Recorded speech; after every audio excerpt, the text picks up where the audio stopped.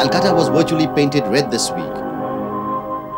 And as the 16th Congress of the Communist Party Marxist met to take stock of the party's progress, the comrades decided to move a little to the center from the left.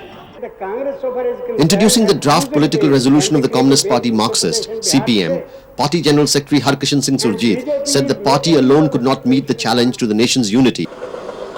Interestingly, the 15th Congress of the CPM in Chandigarh had identified the BJP and the Congress Party as the main threats to the country. The party's softening of the stance vis-à-vis the Congress Party is being seen by many as an ongoing ideological clash between the moderates and the hawks in the politburo. Hardline leaders like Sitaram Yechuri and Prakash Karat have been reluctant to the idea of any kind of an understanding with the Congress. Addressing the 700-strong delegates present, West Bengal Chief Minister Jyoti Basu said, "The Congress is not a communal party, but it has been surrendering to the communal forces."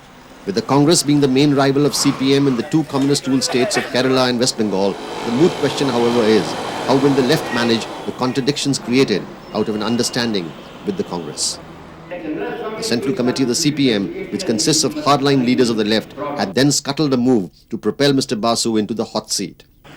Mr. Surjeet's statement brought to the fore the differences between the hardliners and the moderates in the party and sparked off speculations that the moderates may try to reorganize the Central Committee. However, what has gained significance after the Communist Party convention is the impact of the left's new strategy on the fluid political scene in India. And as the Communist Party Marxist Grand Session met for the last time in a century, the left undoubtedly looked softer, even if the venue was no less flamboyantly red.